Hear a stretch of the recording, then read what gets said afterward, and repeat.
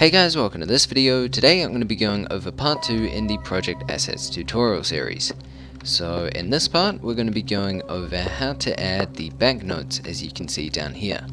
So this was quite a highly requested feature, and as you can see it just has banknotes being spat out of the machine. So we won't be learning how to make the machine or any sort of money on the ground and stuff. So in this tutorial we'll just be going over how to create these banknotes and how to make them move as they're moving right now. So the first thing I'm going to do is close that game and then go ahead and open up a new blend file. Now what we're going to do is press X, delete, Shift A, add ourselves a plane, and scale it on the X axis. Then I'm going to press numpad 7, Control Alt, and numpad 0. Alright, and so here what we also want to do is we want a square resolution. Now a good resolution for this texture might be 256 by 256, and we'll set the resolution here to 100. So let's scale up our banknote here. That's what it's going to be. So let's type in banknote. And then what we're going to do is give it a new material, no specular, and let's make it shadeless, transparency off, and we're going to give it a texture. Now what you can do is to Google Chrome and type in something like US currency, for example. And if we just go to images, you can go to search tools, labeled for reuse. There you go, and then you can just pick an item that you want to use. So for example, I think I use this one for mine. So basically what you can do is click view image. So once the image is loaded, you can right click and go to save image as, and save it on your desktop somewhere. So once you have the image, we're going to go back into Blender here, go to our texture slot, and we will scroll down, choose alpha, and then open up our texture. So here I have my texture loaded in. Now I'm going to press N to bring up this menu, and let's choose GeoSL and go to textured. So we need to unwrap this, so tab U and unwrap. So now what we're going to do is press Ctrl R. This will bring up a pink line once you hover over an edge, and this is to make a loop cut. So now what we want to do is scroll up, and we want quite a few loop cuts. So maybe something like this, then double click. So now what we want to do is we want to give our banknote some random directions and move it around a bit. So to do that, what we're going to do is I'm going to select this, or these two sides, and then under here, proportional editing, we'll choose enable. And now what we can do is scroll out like so while pressing G. So you can move a lot of it, and then you can just do something simple like this for the first one, and just move it around like that. Alright, so now what I'm going to do is press S to scale and make it as large as I can get it to fit within these boundaries here. So basically the more space I use up, the more pixels I use up, which makes the texture look better, and at the same time saves us from making the texture any bigger. Cool, so that's probably the best I'm going to get. We want a little bit of space around the edges, just in case we have some sort of clipping or something. So under render settings, we want to choose shading, transparent, and then first of all, let's render it, see what it looks like. Alright, that looks fine, so go image, save as image, let's go to desktop and make a new folder, and let's just call this banknotes. Alright, and click in there, and compression full.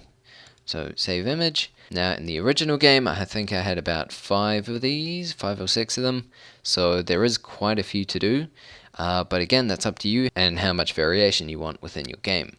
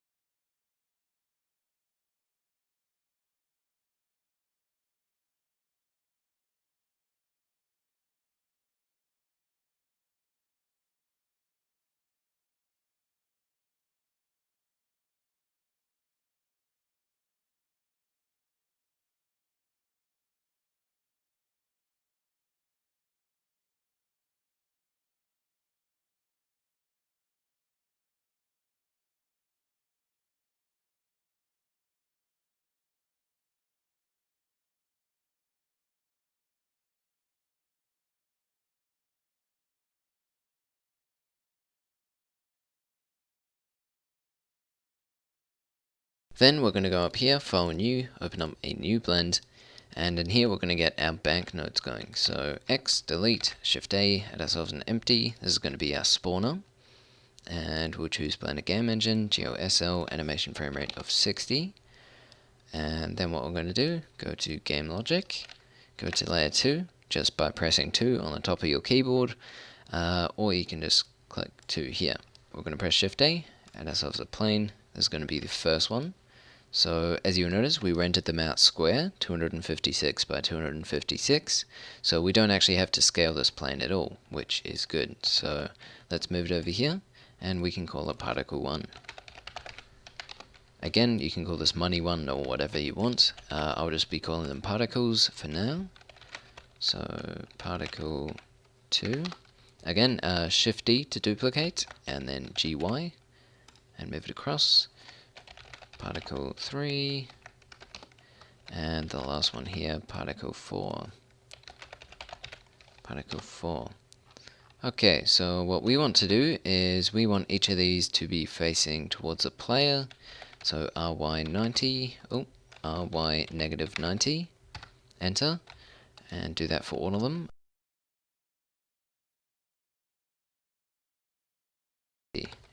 Then we want to Control A, apply rotation.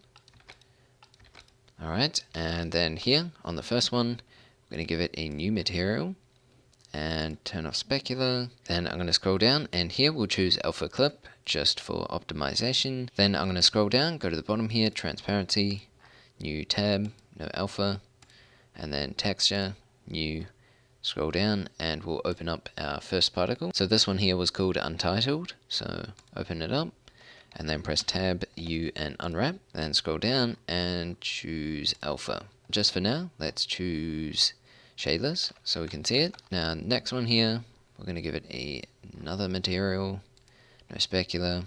Actually, what would be easiest is just to select this one, press the 2, and also go to the texture tab, 2 here as well, and open up particle 2, then tab U, unwrap.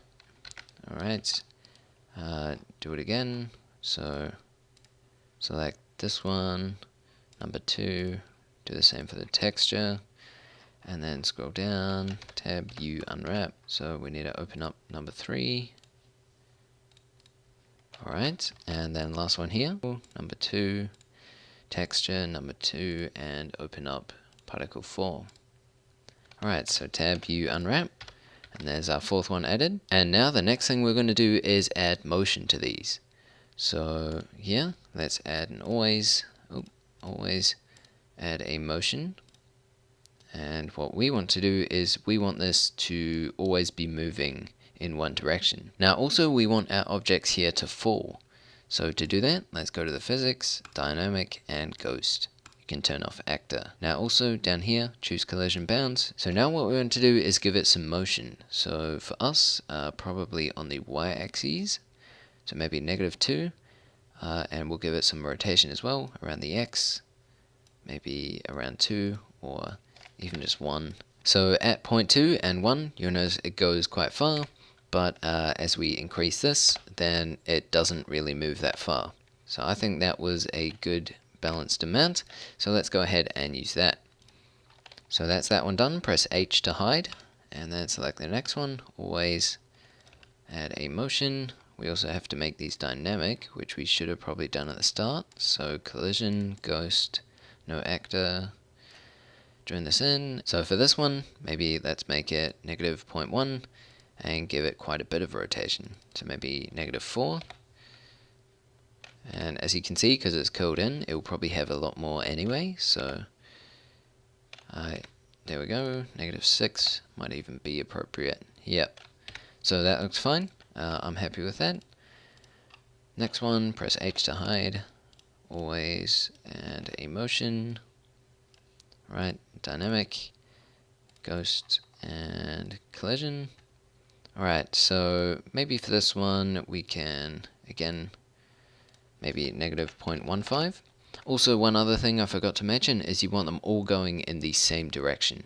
You don't want them going in the other direction, otherwise they'll go into the ATM machine or whatever, which wouldn't really make much sense. So you want them all going out in one direction. Okay, so let's go ahead and give it some rotation.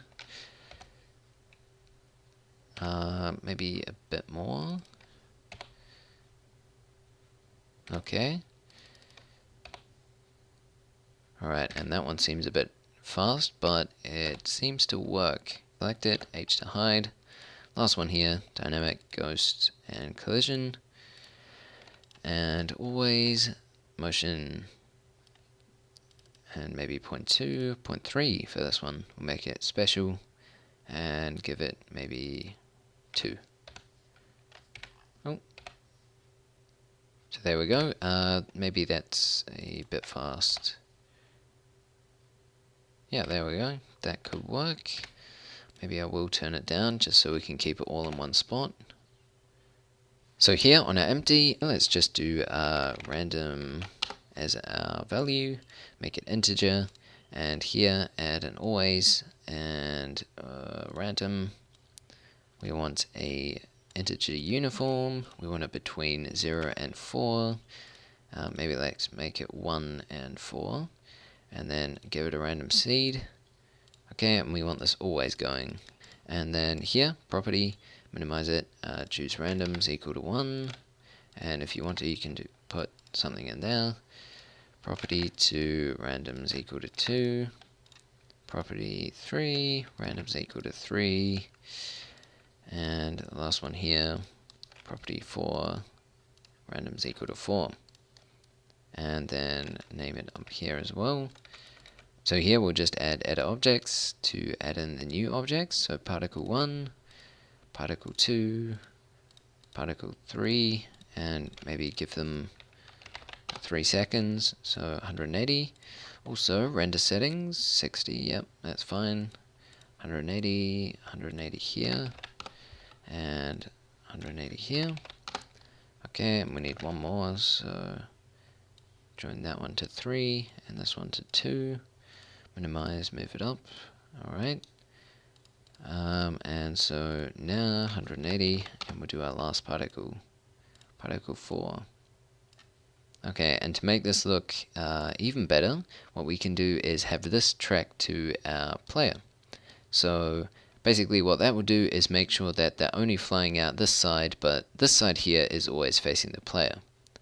So it might seem a little bit complicated, but it saves us from having to make the individual banknotes track too. So here I'm going to add an edit object, call it track, and then we'll do track to, so we want it to track to the camera or the player, and join it up to the first one here. Maybe set some delay if you want to. Track axes, we want to be the Y or X axes. Alright, so now if we press P, nothing's happening. So let's go to text review, and from here let's choose the track, make it -X. Alright, and there we go, there's our money spawned in. Maybe a little bit big though, so Alt H on this layer to unhide everything. Select them all, and S to scale. Numpad 0, and there we go, there's all our random money being spat out. Now you'll notice as we have scaled them down, the motion stayed the same, which makes it look a little bit strange. So what you might need to do is adjust the motion here. So maybe 0.2 we change by 0.1, and 3 can be the same, we'll just keep it at 3. And again, this one can be 0.05, so let's go ahead and just halve everything. This will be -0.075. And this one here would be -0.1. Now also on the spinning ones here, maybe we turn this down a bit as well, especially this one, I think, yeah, was on 7. Okay, so apart from that, I think it's working fairly well. Alright, text review. There we go. Okay, so now what we can do is we can also go ahead and give it some movement.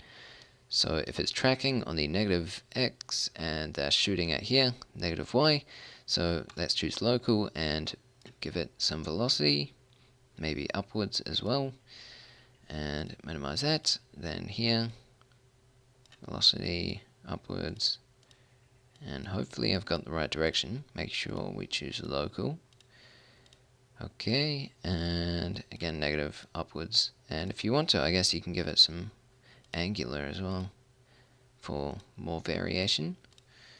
Okay, so numpad 0 and press P. Alright, there we go. So one of them's getting a crazy amount, probably this one. So let's turn it back down. Oh, another one. 5, maybe turn that down to 2 as well. Alright, there we go, and that's a bit more reasonable. So there we go guys, that's how to add flying banknotes to your games in the Blender game engine. I guess you can really use them for anything. You could have ATM spitting out money or something else spitting out money, maybe if the player wins a game or something. So anyway, hope you enjoyed the tutorial. If you did, feel free to leave a like, comment or share down below. All of that stuff is greatly appreciated. There will be a finished.blend down in the description below if you want to work out. If you have any other problems or questions or requests or anything else, then feel free to leave a comment down below as well. But apart from that, I hope you enjoyed the tutorial, have an awesome week, and I'll see you guys in the next one.